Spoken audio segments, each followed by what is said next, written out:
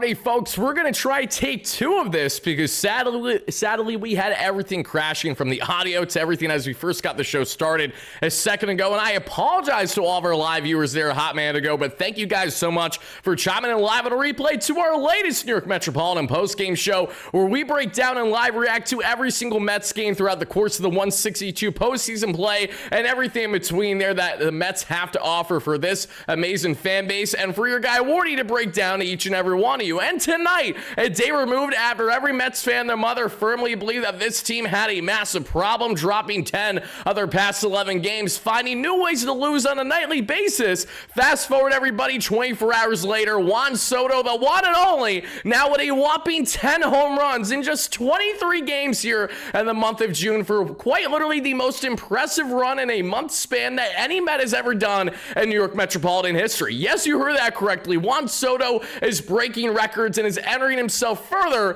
in the MLB record book. We'll get into what he has done so amazingly, including his massive 2-homer tonight, leading the Mets to victory, along with Mauricio batting big time from the left side, having not one, not two, but 3 hits on the night and a hit from the right side for the first time this season, leading to David Stearns and Carlos Mendoza having a greater decision than previously as to what they need to do with a guy like Mauricio, as Mark Vientos will be activated as soon as tomorrow, if not then absolute latest on Friday, per Carlos Mendoza there. Speaking pregame today, we have so much to get into in this amazing 7-3 final score victory for the Mets. Klay Holmes was as pretty much advertised. Again, walking a little too many guys, but still gives you 5 rock-solid innings. This bullpen was a little shaky towards the end with Pintaro making his debut. Did not love to see Edwin Diaz out there after the Mets had a 6-run lead initially entering the 9th inning, but I'm not going to be nitpicky. The Mets needed victories, and they needed victories with a balance of not only solo home runs, but hitting with runners in scoring position,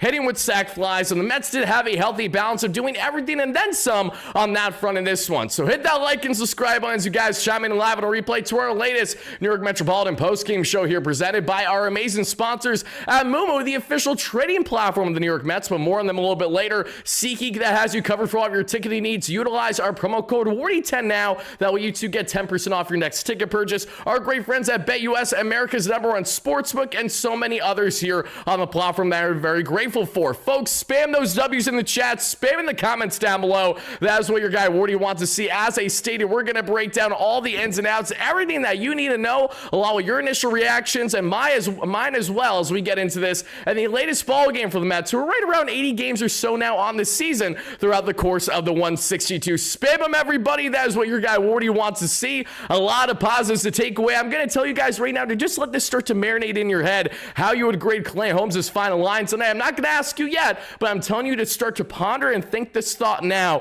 What would you grade Klay Holmes on a scale of 1 to 10? Let me know in the chat and the comments down below later on in the live show, everybody. As we saw, Brandon Waddell nails, Jose Buudo yet again nails, and I have a lot to say on Buudo, and I will get to that. Ryan Stanick was fantastic, in the same day that Ryan Stanick's daughter actually had the play ball announcement there at Citi Field pregame, which I thought was adorable. Pintaro, not the most ideal MLB debut, but it's going to happen for a guy that was in Indy ball just over a year ago. So again, pick your poison if you're the Mets with your relief outings now. Edwin Diaz did what he had to do, and on the hitting end, everybody, again, Juan Soto, the one and only, tearing the cover off the baseball. No one's stepping up more. No one is looking more impressive at the plate on a day-by-day, night-by-night basis than what we have here in the one and only and Juan Soto. We're going to talk plenty on Juan, what we love so much about him, why we have to be ecstatic as Mets fans with his latest production, and why it should not be overlooked given the Mets losing ways over the past 2 weeks does not change the fact that Juan Soto is as locked in as he has ever been. I'm actually going to turn off the TV behind me because I don't want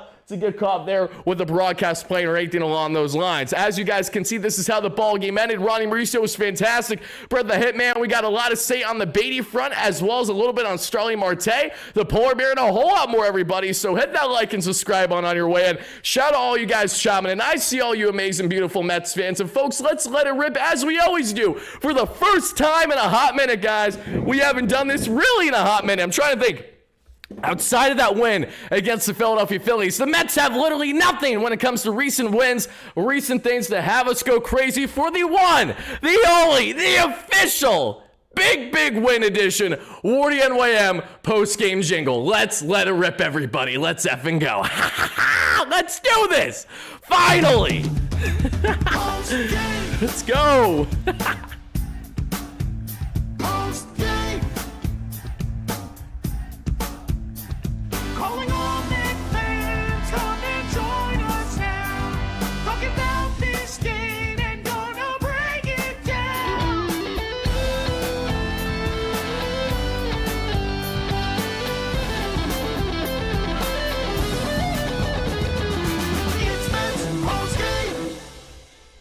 Shout out to my guys, Greg and Jordan, as always, with the official WardyNYM post-game jingle, everybody. I also want to give a further shout out real quick to my guy, Jordan Simpson. For those that don't know, Jordan, who made the jingle and is a great friend of the platform, just had a recent piece came out about him and the great content that he makes, making Mets jingles, of course, after every series.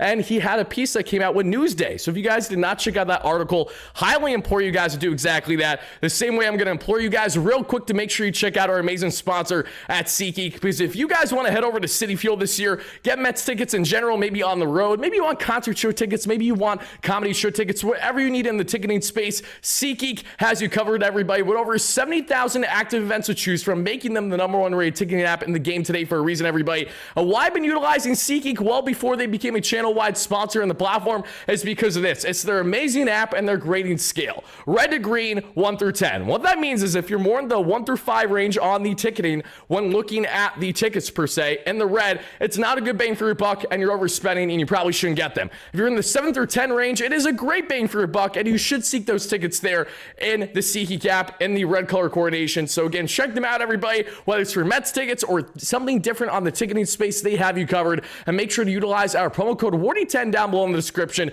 today for 10% off your next ticket purchase. And shout out once more to SeatGeek for being an amazing sponsor here on the platform. Aaron Jacobs with the $2 haul. Thank you so much, my man. I appreciate that. Give us Juan Soto June stats, Wardy. My pleasure. I am so happy that you asked about the Juan Soto June stats because I am going to relay them and then some, everybody. Hit that like and subscribe on your way and let me know all your initial reactions and thoughts of the Mets winning this big Game 3 victory. And the Mets now have a chance to potentially split this series against Atlanta there tomorrow night back at Citi Field. But to expand on the Juan Soto numbers, everybody, just how good has Juan Soto been in the month of June? Oh, let me enlighten every single one of you guys. It is the following. In the month of June now for Juan Soto, and we're going to come back to Juan, but I think we just need it. We have to do it. We have to jump to it. We have to jump to the slide right away because Juan Soto had an amazing day at the plate. Not just one ding don, but two ding dons, tearing the cover off the baseball for Juan Soto, who now leads the New York Mets with 19 home runs so far this season, and he had himself absolute no doubters in this one. Outside of the fact that Juan Soto can do nothing but only hit solo shots, it feels, that's kind of been the commonality with this entire Mets team. Juan Soto has now put up numbers in the month of June that simply are untouchable. Pretty much no one else is doing this, to say the least. He has 25 hits, 23 walks, 10 home runs, 18 RBIs, a 325 batting average, a 480 on base, a 753 slug for a roughly 1,300 OPS. That's kind of good. Don't you guys tend to agree with me? So yeah, Juan Soto has been absolutely absurd here in the month of June. It's such a shame that's come in so many wasted games where the Mets have had nothing to show in the win column, everybody. But to expand further, Juan Soto is now the first player ever in New York Mets history to have at least 9 home runs or more, 20 runs or more, and 20 walks or more in a single calendar month. Again, we are witnessing the generational talent, the franchise talent that is the one and only Juan Soto put up numbers that the Mets signed him for and gave him that $765 million contract like it was nothing. That is exactly why the Mets did this, everybody, and we are now seeing it start to pay off big time. Also, shout out to all of our guys here for the memberships. That's amazing. Let's see in the chat.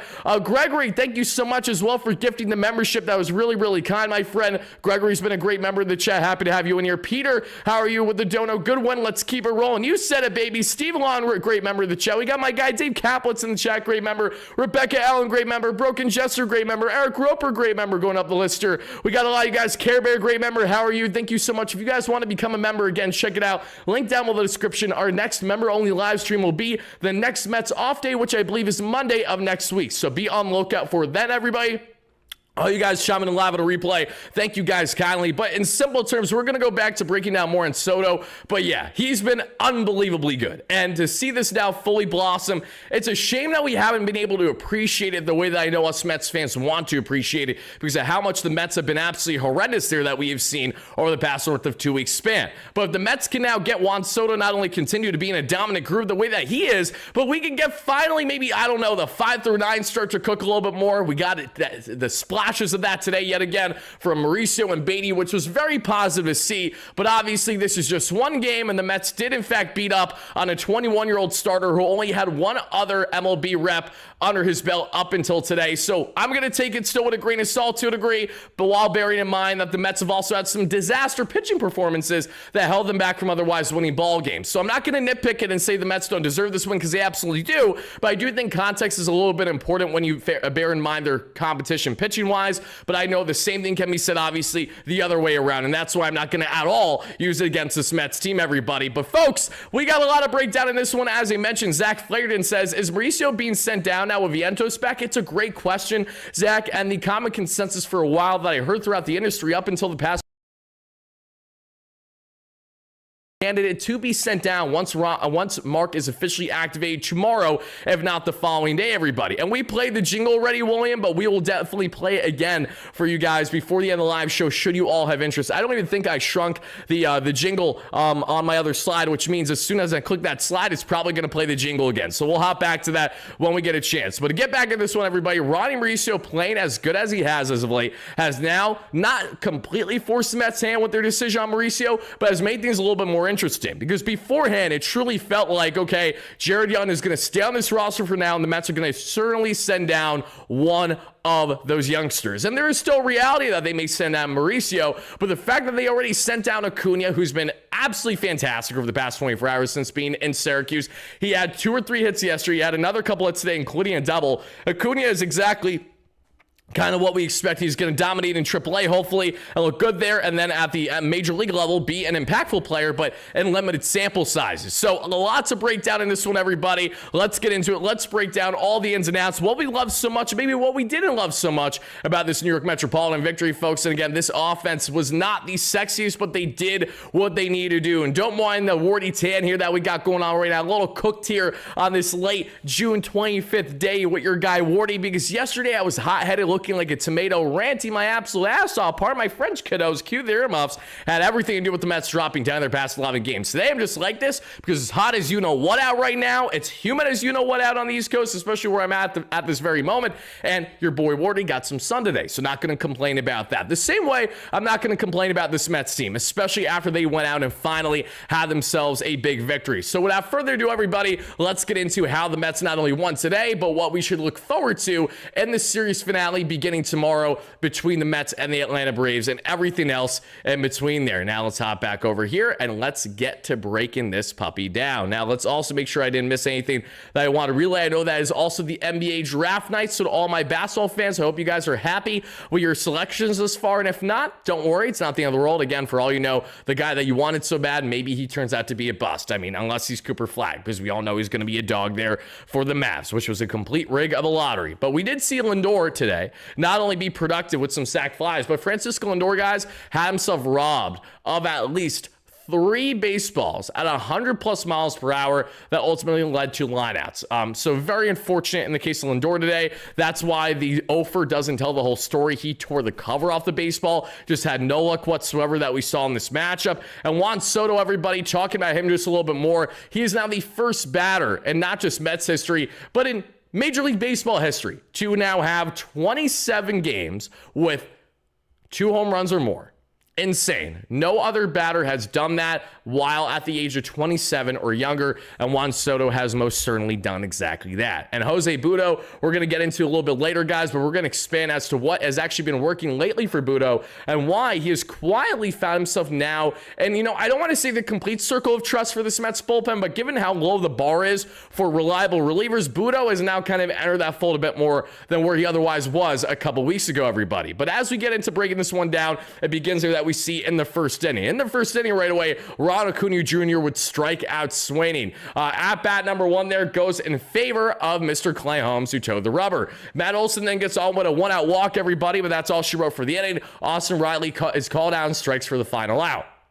In the bottom of the first, we see Lindor fly out, Nimmo fly out, and Soto ground out, folks, for a 1-2-3 there in Atlanta's favor. Mind you, they had the young 20-year-old Fuentes on the mound here for Atlanta in this one, making his second career outing. And the second, we did see a one-out walk for Ozzie Albies, but that's all she wrote there for Holmes, who gets out of that unscathed. And the bottom of that same inning, we see the Polar Bear lead off the inning with a single. Love to see that. And then after McNeil strikeout, Marte would, of course, rip a single there that we would see opposite field. And then it sets the stage. Runners at first and second, everybody. Less than 2 out for Brett Beatty. And what does Brett the Hitman do? Brett the Hitman grounds into an inning-ending double play. As we then head to the third inning, folks, we would see Acuna on with a one-out walk, but that's all she wrote. Klay Holmes again. Standard Klay Holmes. Going to walk at least a guy in, it feels like, but he's still going to give you 5 to 6 solid innings. And he was able to do that today for this Mets team. And I'm actually encouraged because Klay Holmes, last time he was out there, he was walking everybody and their mother, but he did give up a decent amount of runs today. Not so much. And I appreciate that when the Mets finally needed a bit of a stopper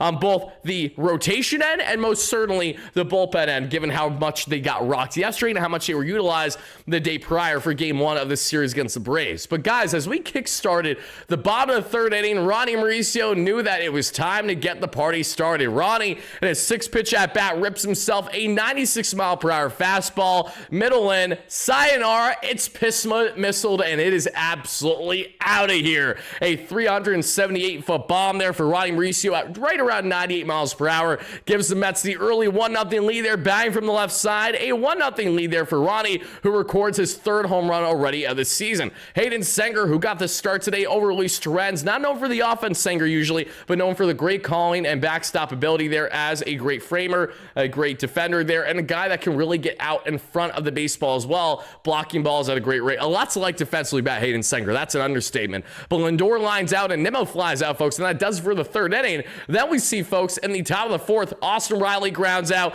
Drake Baldwin. And you guys know, if you follow the platform, if you watch our post-game shows yesterday, I told each and every one of you, I do not like Drake Baldwin. I am not a fan of these catchers for the Atlanta Braves. No matter who it is, every single year the Atlanta Braves figure out their catching. Even after trading away William Contreras, even after trading away Shane Langeliers, they still have Sean Murphy, who we know is productive, and Drake Baldwin batting from the left side as a rookie, and the man has been nothing short of an absolute menace against this Mets team for pretty much the entire season at this point. I mean, it's been absurd, absolutely absurd, everybody. And Baldwin had a no-doubter of a home run this time. He ties the ball game with a solo shot, already his 9th of the season there at 433 feet. Slider down below the zone, just unfortunately got a little too much play for Baldwin, who ripped that sayonara, and it was out here dead central, 105 off the bat. That was a big boy home run by Drake Baldwin. That tied the ball game initially, as then Ozzie Albies got on there with a single right afterwards, but then Verdugo pops out, and Michael Harris would ground out there to get us set for the bottom of that same inning. And to lead off the bottom of that same inning, everybody, who gets the party going? Well, inning ago was Ronnie Mauricio, who had himself a home run to lead off the inning. This time, it's Juan Soto, who first pitch swinging gets 94 up and away, and it's out of here. Of course it is. 413 feet for the one and only, the man that we're rocking his jersey right now. Roughly 109 off the bat there for Juan Soto. Disgustingly good home run, his 18th home run of the season, and that puts the Mets right back on top 2-1. And thankfully, the Mets will not look back from that point for the remainder of this ballgame. Man, does that feel so refreshing to say, because the Mets have not won anything the past 2 weeks. Pete Alonso with a hit by pitch, and then Jeff McHits more like Jeff McDoubles. He rips his 7th double this season, everybody. He put the Mets runners at second and third there with less than 2 outs. And what does Starling Marte do? Marte drives in a run, this time with a sac fly. Star-studded Starling makes a 3-1 Mets, and Brett Beatty with one away with runners in scoring position, or at least, at least a runner on. He would take advantage. Brett Beatty rips himself a single. Big hit for Beatty after having a multi-hit game yesterday and was very productive the day prior. 3 consecutive games for Brett Beatty's looking good, guys, and look at the splits. Brett Beatty loves playing at home. He enjoys Citi Field. He has not been a guy who's been all that good on the road, however, doing his best Lindor impression, but probably even more drastic, because for those that don't know, Lindor has been a far superior batter at home this season statistically than he has on the road, with the exception of the home run that he hit against Philadelphia there and their recent road trip, among others. Regardless of everybody, Brett Beatty looking great. He drove in a run, and that makes it 4-1 New York Mets at this point in the ballgame. Ronnie Mauricio, who, mind you, already has a bomb in this ballgame, he would continue this time with a single, and the Mets have themselves things cooking. There's 2 on, and there's still less than 2 out for Hayden Senger. And what is Hayden Senger doing his second at-bat of the ballgame, everybody? He rips himself a single for a bases-loaded scenario for Aaron Bummer, who comes in the southpaw to face Francisco Lindor. Lindor, who gets the bat from the right side for the first time in this ballgame, and Lindor rips himself a deep fly ball to left field. able to drive in another run for this Mets team. That makes it 5-1 thanks to the sac fly. And then Brandon Nimmo, lefty, he eats up lefty relievers and lefty pitching in general for breakfast, everybody. None of this should be shocking. We all know that Nimmo loves to eat these guys up for breakfast. This is all part of the norm with Nimmo, especially against southpaws, and he does exactly that. Brandon Nimmo, everybody, we see rip himself an RBI single right up the middle, and that makes it 6-1 New York Mets. Juan Soto would be called out in strikes, but that does it for the inning.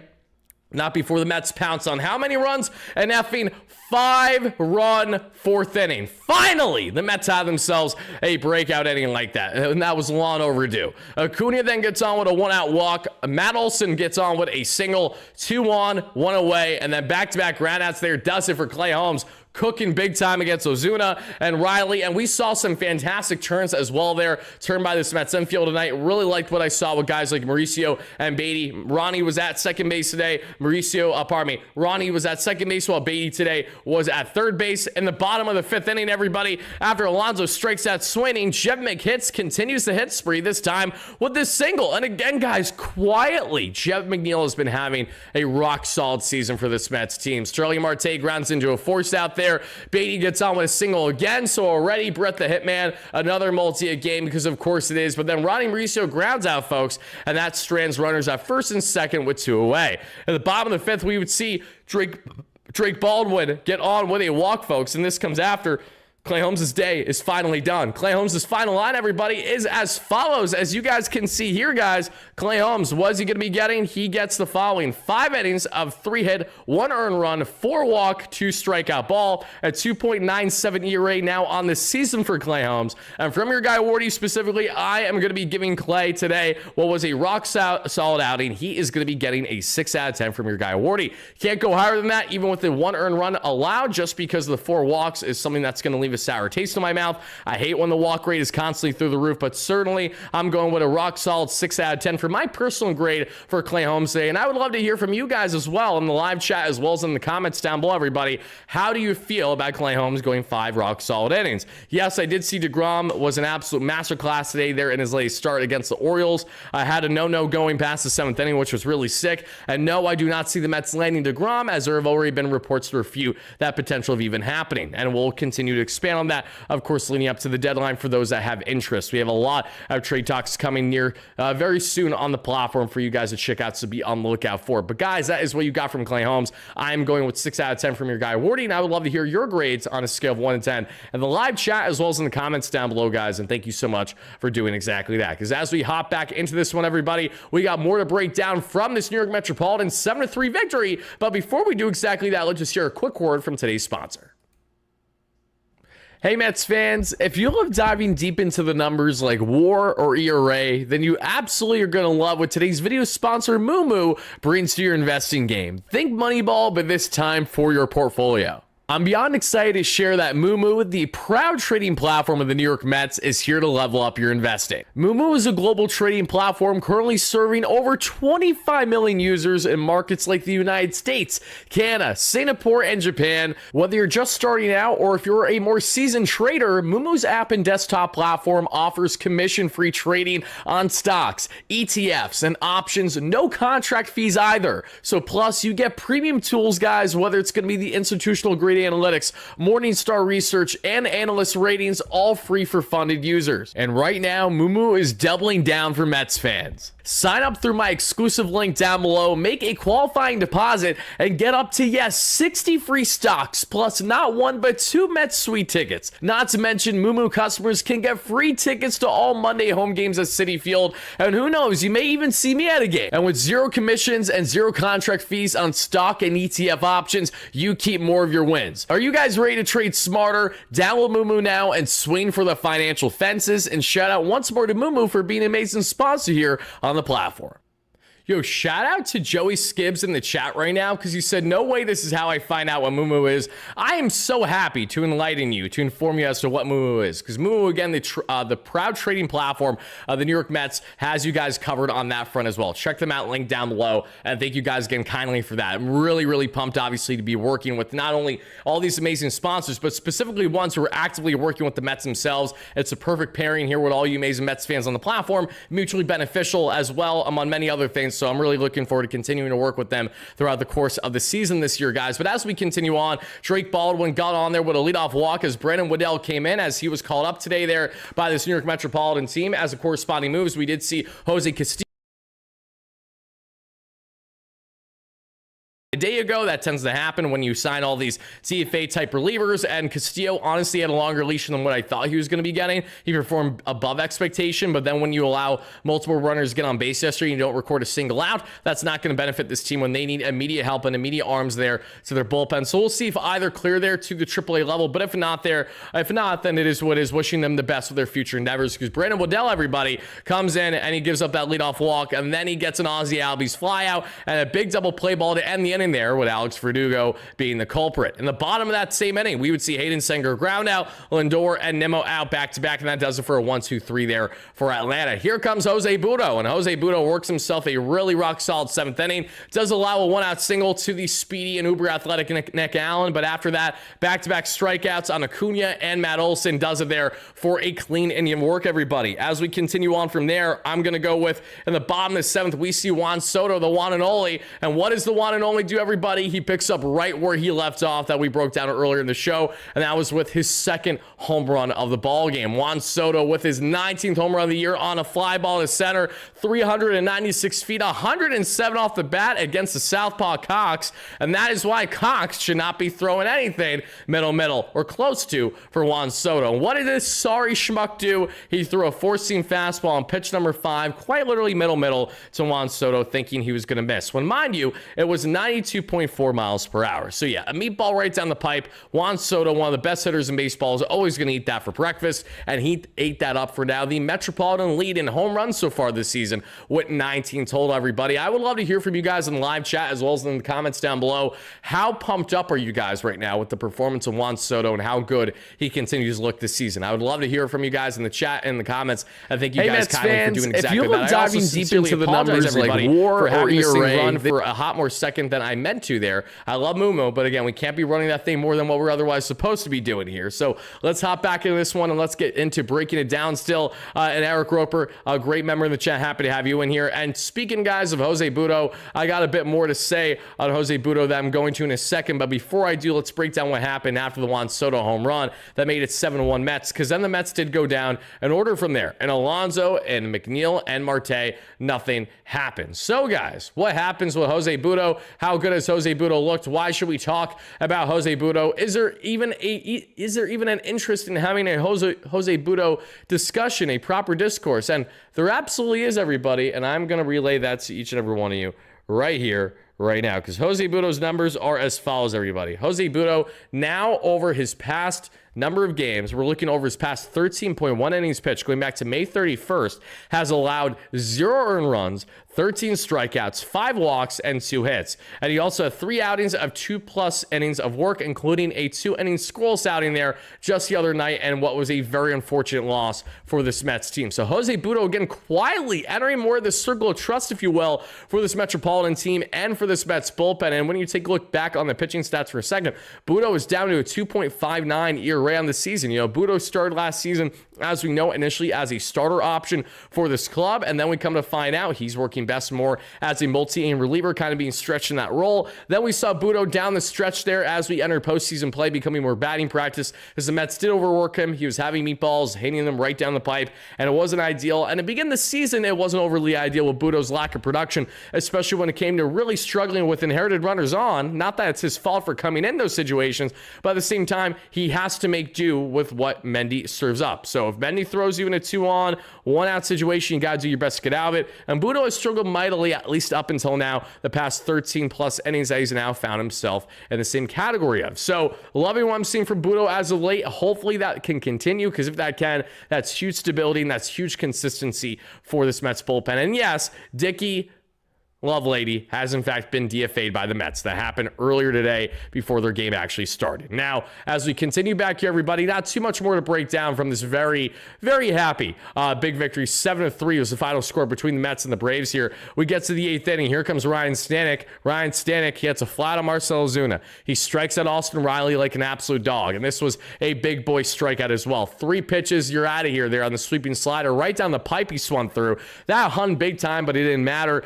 Pitcher number 6 there to Drake Baldwin as he gets him a strikeout on a foul tip. 99 basically right down the pipe, and he just can't handle it, folks. And that does it for the inning. Shout out to Ryan Stanick. Needed that from Bulldog Stanick tonight, guys. Then the bottom of the 8th, we would see Ronnie Mauricio rip a one-out single. Ronnie with his 3rd hit of the ball game and his 1st of the season batting from the right side. That is notable. And then we get to the 9th inning, everybody. Here comes Jonathan Pintaro. Pintaro, the 27-year-old right-hander who the Mets called up this past night. They literally called him up at midnight this past night, and then I recorded the video like a half hour after that. I dropped it this morning in our latest Big Mets Updates segment, so check that out in case you guys haven't already. But Pintaro got the call by this Mets team after only being in the organization for the past year, being signed out of indie ball, mind you. And Pintaro, who had a 3.4 ERA across 42 plus innings as a starter and 11 starts in AA this year, got called up to Syracuse for not even 24 hours before the Mets rushed him up now to the bigs. And right away, he walks Ozzy Albies. Then he gives up a single to Alex Verdugo, but then he gets a ground ball there that we see on Michael Harris, who has a horrendous ground ball rate this season. Then a Nick Allen strikeout for his first strikeout of his major league career. Nasty cutter. Really liked what I saw there. But unfortunately, what I didn't like, and this is just the nature of the game when you play great teams, great batters, and Ronald Acuna Jr. is certainly one of those, obviously. And Acuna, after getting thrown up and in there, right by his head, a little bit down and in there, more by his, stomach knee area, completely unintentional there by Pintaro. Again, he was a little erratic making his debut today, and he gave up a pitch to hit for Acuna, and that drove in a pair there. Made it 7-3, and that did ultimately end Pintaro's day, because then Pintaro can't get out of his own mess as he walks Matt Olson, and that allows 2 runners on there for the Mets, and you need to bring in Edwin Diaz now. As pissed off as you are if you're Carlos Mendoza, Jeremy Hefner, and even Edwin Diaz to have to go in there when you didn't want to have to utilize him up by 6 there to begin the inning, they do it, and Edwin Diaz comes in, and he gets a huge force out there on Marcell Ozuna to do it for the inning. So, folks, that does it for the ball game. The Mets go on to win this one yet again by a final score of 7-3, and I should not say yet again because the Mets have had a lot of losing and not so much winning, and that's an understatement over their past 2 weeks of baseball. But the Mets did out-hit the Atlanta Braves handsomely tonight, 13-5. They had an expected batting average of 343 there to 242 there for the Atlanta Braves. And on the offensive end, everybody, if we take a quick look here, hopping back to the hitting stats, this is how the ball game ended when looking at the lap, everybody. Lindor was 0 for, but he made contact with 3 baseballs of 100-plus miles per hour that led to lineouts. A very unfortunate day. Still have the RBI sac fly, and has a 265 average and a 795 OPS. Brandon Nimmo, 1 for 4 day there with the RBI with that base knock up the middle, 251 average, 769 OPS. Juan Soto with not 1 but 2 ding-dongs, 19 on the year, 10 in the month of June alone, a 256 average and an 898 OPS. Guys, he's getting close to 900, then he's going to get close to 1,000. Get excited. Juan Soto is currently on pace for 35 home runs this season, right on par with his career norms. For context, I think he had right around like just over 40 last year, but who's not to say that he won't have 40 this year, because he basically has 20 already. I mean, if we kind of do the math in that sense, if he plays a full second half of a season here, he may very well find himself in the category of 40-plus home runs yet again. Pete Alonso, 1 for 3 with a run scored. Pete has still been underwhelming more at the plate as of late. He's down to 286 average, 923 OPS. He has been biting more down away, especially. He just has not been seeing the baseball as well as he did in the first month and a half of the season, and it's starting to show. McNeil, though, looked great today, 2 for 4 with a double and a run scored, 253 average, 835 OPS. Tyrone Taylor came in as a defensive replacement for him towards the end of the ball game. Marte at ZH, 1 for 3 with an RBI sac fly at 250 average, 716 OPS. Brett the Hitman Beatty with not 1 but 2 hits today and a run scored. A RBI as well for Beatty, 223 average, 673 OPS. And this is where, again, the bottom of the order start to show, where you have big question marks there. Ronnie Mauricio, big game for him. A home run, 3 hits, 2 runs scored, a 224 average and a 688 OPS. And Hayden Senger, 1 for 4 there, 182 average, 418 OPS that he had with that base knock. So guys, that does it there for the Mets on the hitting end. On the pitching end, this is what you got. Again, collectively, the Mets did a rock solid job today. In this one, they had a total of 2, 4, 6, 7 strikeouts against this Atlanta Braves squad, and they walked a total of 7 as well. 7 strikeouts, 7 walks, not sustainable at all for success, but we'll deal with that for now. And Waldo, have a fantastic rest of your night, my friend. Thank you so much for chiming in. I greatly appreciate that, guys. But now, folks, I do want to get to some of your comments, questions, and concerns here in the live show, because that is certainly important for each and every one of you to answer, especially after a big victory like this. Because listen, a victory like this does not automatically change the Mets' continued woes that they have had, but it can be a huge momentum boost. There's no denying that. And Carlos Mendoza did speak post-game and said exactly that, how this really can be a momentum boost for this team. And we'll actually go to his comments in a second. But guys, briefly, the Mets, what did they do brilliantly today? The same way that the Mets, funny enough, were actually 4 for 7 with runners of scoring position in their loss the past day or so. Today, they did win, and they were 3 for 6, batting right around 500. So I'm not going to complain there whatsoever. They left 6 on base, but 3 for 6 from runners in scoring position is very much so a positive line, if you ask me. It's something that this Mets team has desperately been needing. I mean, like, desperately been needing everybody. And then when we look on the RBI front as well, if I didn't say it already, Brett Beatty now up to 27 RBIs on the season, Lindor at 43, Marte at 19, Mauricio at 5, Nimmo at 42, and Soto at 45. Love to see Lindor, Mauricio, and Lindor, Soto, and Nimmo all right now on pace to have themselves 80 to 90 plus RBI season. That is tremendous to see. And that's huge, especially if you get all that. And then Alonso, who's on pace to give you 100 to 130 plus RBIs, depending on how his second half is going to be and how hot or cold he's going to be. But knowing that the Mets have a 1 through 4 in their lap, that should all give you 20 plus home runs, 80 to 100 RBIs is not at all something I'm going to complain about, but it is top heavy if the Mets don't get nearly any similar production or, relative production, at least in simple sample sizes there when you look at 5 through 9 of this lineup. And that's where a guy like Mark Vientos can really be that X factor, in my opinion, everybody. Marky V really feels like a guy that is just, a trend of being healthy and consistent away, getting consistent reps here at the DH spot, especially to begin to be that kind of guy. And because of the fact that we have seen Vientos have the struggles that he has had so far this season, we don't necessarily know what's going to happen and what we should expect once he gets in there. But what I will tell you is that I do think that in the case of this Mets team and the case of how everything now is structured, there's a lot more to come. A lot more to come, and that is a great thing. A great thing. And when I say a lot more to come, what I mean is that the Mets clearly have their woes right now. We know what their flaws are, but they're going to continue to make proper adjustments, and you just have to hope that they can take tomorrow, right? Because if the Mets can't take tomorrow, then I think we have more of a problem, right? Because then it looks furthermore like the Mets only won today just because they exposed a 20-year-old young starter who has had very little pro experience, very, very little pro experience. So the Mets can go and win tomorrow comfortably in similar fashion to what they did today. I think that is a great step in the right direction for them, everybody. But now, guys, I do want to get to more of your comments, questions, and concerns, all your key takeaways from tonight's 7-3 victory between the Mets and the Atlanta Braves. So to everybody that's watching this now on replay, this is where I will be cutting things off. Please let me know all your biggest takeaways in the comments down below from tonight's victory. I hope you guys found yourself enjoying the content and the recap and everything that had entailed. Please make sure to check out our membership options down below in the description should you guys have interest, as we do member-only live shows every single month here on the platform, as well as shout-outs with our members and interactions with our members every single day on the platform.